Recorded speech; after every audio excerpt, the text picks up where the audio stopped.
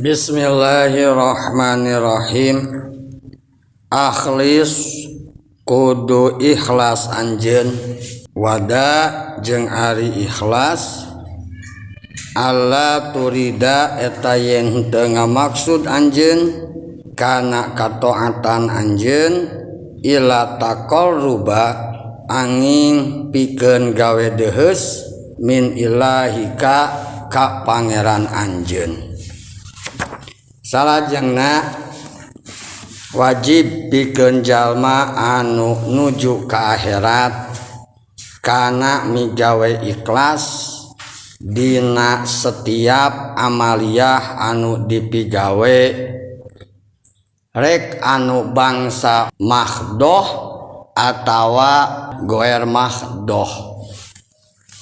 Seperti dicarioskeun di dieu, akhlis kudu ikhlas anjeun ayyuhar ragib, hei pirang-pirang jalma anu mikaresep pikeun tepang jeung Allah Subhanahu wa taala. Nu mana ari ikhlas nu dimaksud di dieu eta teh alla turida yen ulah ngamaksud anjeun kana kataatan anjeun ka Allah taala ila taqarruba angin pikeun gawe deheus kana Allah Subhanahu wa taala semata.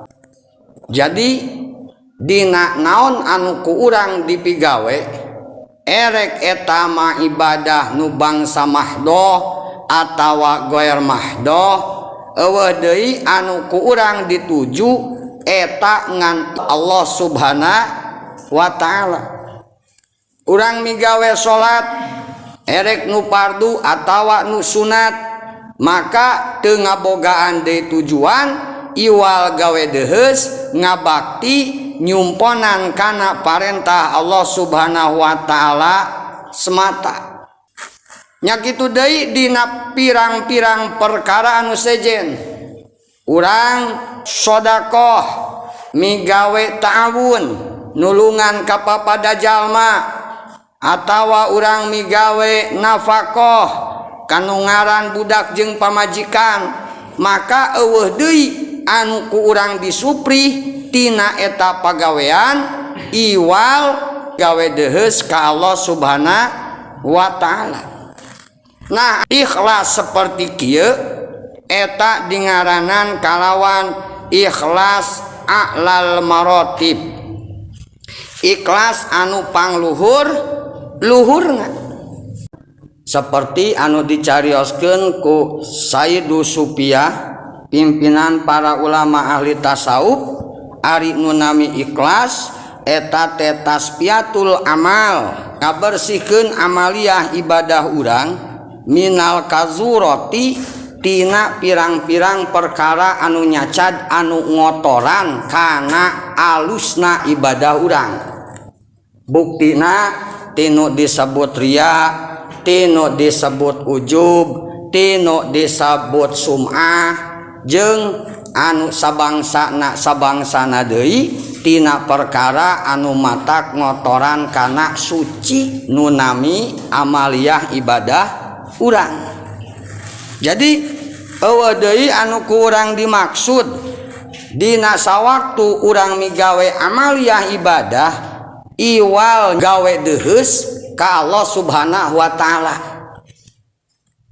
Nah, ieu nu dimaksud kalawan taqarrub gawe deheus, maksudna teh supaya urang leuwih deukeut ka Allah taala. Poe ieu urang migawe salat aya dina kaikhlasan supaya urang eta nempat dina makom anu leuwih deukeut ka Allah taala tibatan poe kamari.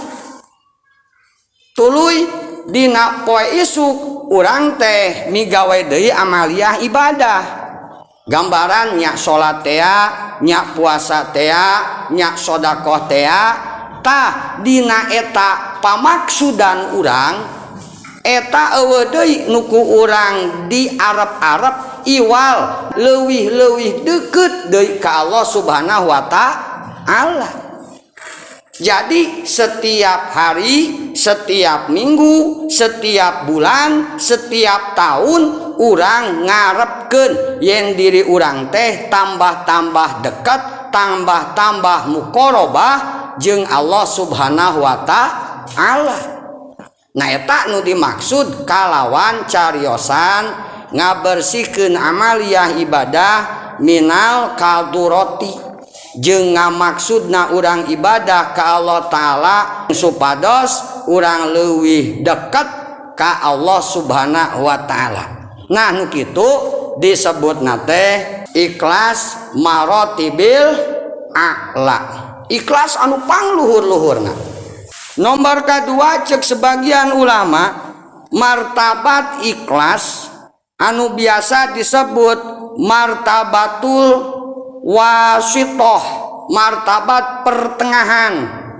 Nah eta mah al amalu urang beramal toma'an bari na ngarep-ngarep pisawabi dina ganjaran Allah Ta'ala, waharuban jeung kabur min iqabillah tina bebendu Allah, tina siksana Allah Subhanahu wa Ta'ala. Jalma anu migawe salat, jalma anu migawe puasa bari ngarepkeun ganjaran di Allah Ta'ala, maka eta termasuk jalma ikhlas, termasuk. Atuh urang migawe puasa, urang migawe sedekah karena nolak kana bebenduna Allah supaya disalametkeun tina siksa neraka, maka eta oge tetap akur di hukuman ikhlas. Cuma eta ikhlas aya dina marotibi sani, ikhlas pertengahan, ikhlas pertengahan. Nah karena tetap dina sawaktu eta jalma migawe ibadah anu ditujuna Allah Subhanahu wa Ta'ala, anu diarep-arepkeunana eta ti Allah Subhanahu wa Ta'ala, maka teu mangaruhan kana kamurnian hatena dina sawaktu migawe ibadah, sehingga tetap disebutna ikhlas-ikhlas kene. Ngan ieu rada kurang tibatan ikhlas anu tadi anu nomor kahiji anu aya dina martabatil a'la. Nah karena diakui teu diakui ieu jalma migawe ibadah menta gaganti ti Allah Ta'ala, diakui teu diakui.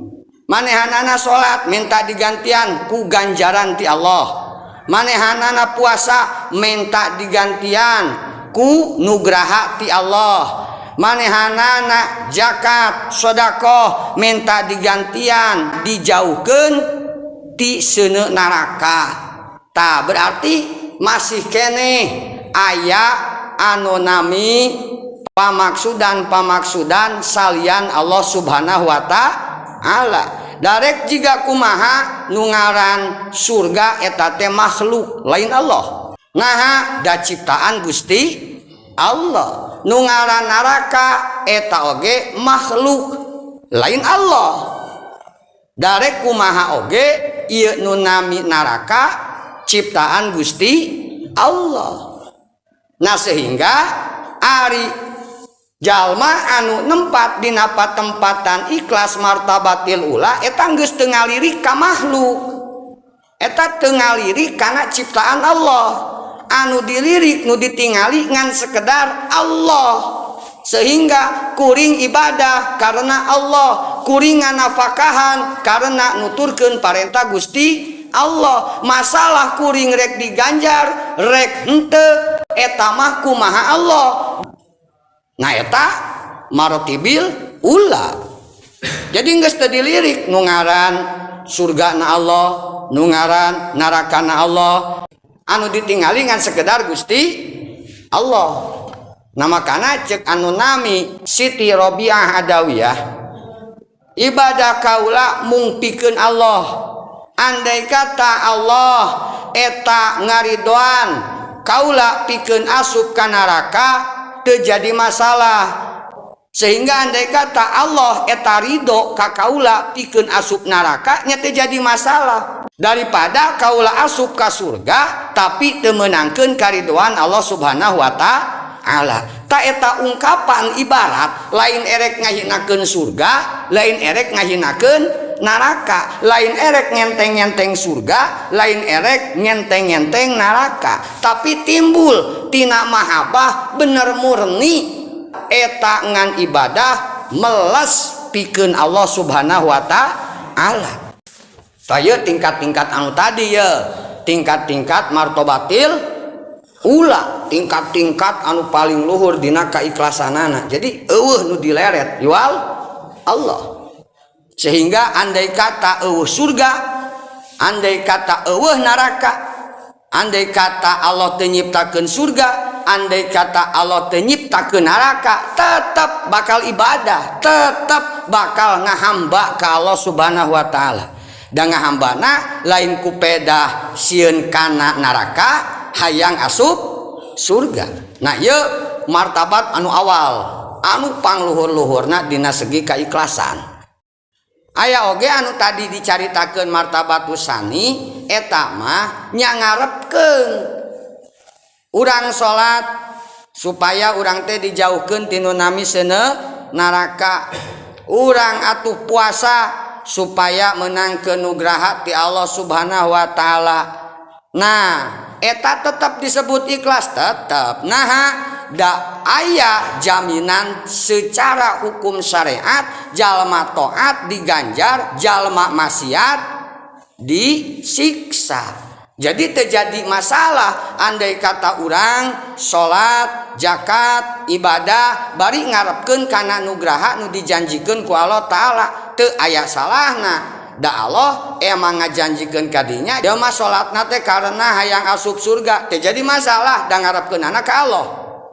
Ieu mah zakatna teh karena supaya dibersihkeun tina seuneu neraka, alus da emang seperti kitu sakuduna. Da Allah nu ngajanjikeun kana eta perkara. Cuma eta jalma henteu nempat dina ikhlas nomor kahiji. Gitu. Nah, ieu aya turun deui ieu ikhlas nomor ka-3. Ieu ikhlas nomor ka-3 aya deui turun. Nu kumaha ikhlas nomor ka-3?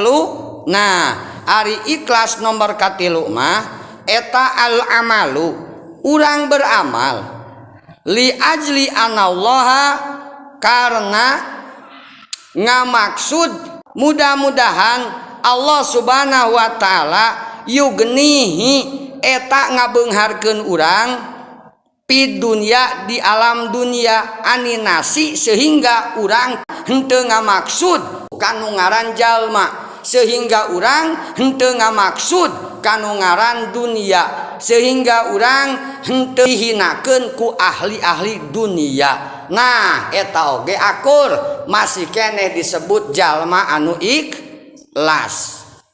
Contohna seperti kumaha urang ngalaksanakeun puasa sunat karena supaya Allah Subhanahu wa taala ngagampangkeun rizik milik anu ku kaula erek disorang. Nah maneh teh beut maca surat Waqiah karena supaya urang digampangkeun milik, digampangkeun rizki, digampangkeun dunia, sehingga urang henteu ngahinakeun diri, henteu ngajilat kanu ngaran jalma, kanu ngaran dunia. Maka eta oge akur di hukumanana teh ikhlas keneh. Gitu. Ngan ikhlasna ieu mah geus rada leuwih rendah tina ikhlas nomor kadua. Nah, ikhlas nomor kadua mah teu ngarepkeun kasenangan dunia. Tapi nu diarepkeunana engke dina nalika balik ka akhirat. Nah, ari ikhlas nomor katilu ieu mah manehanana tong boro-boro engke jaganing di akhirat, di dunia wae ge hayang kaasaan nikmatna anu ngaran kabarkahan tinu nami ieu ibadah. Nah eta teu naon-naon seperti kitu, tetep teu naon-naon. Da mentana da nu diarepkeunana tetep Allah Subhanahu wa taala, tetep ikhlas eta. Seperti orang salat Allahu Akbar Nah bet salat ceng kapan nami salat teh nurul mukminin cahaya na jelema mukmin sehingga lamun urang salat urang bakal ngabogaan katentreman bakal ngabogaan pelita anu mana ku eta pelita urang moal aya dina kabingungan dinu nami dunia sehingga nya atuh umpama urang usaha urang hayang jadi leuwih maju atuh lamun urang tani urang teh supaya hade teu jadi masalah eta nah karena kahiji anu dipenta anu diarepkeun tetep Gusti Allah kadua emang aya jaminan-jaminan ti Kanjeng Nabi Muhammad sallallahu alaihi wasallam anu ngajelaskeun kana eta perkara anu mana artina pikeun urang sumangat migawe amalia ibadah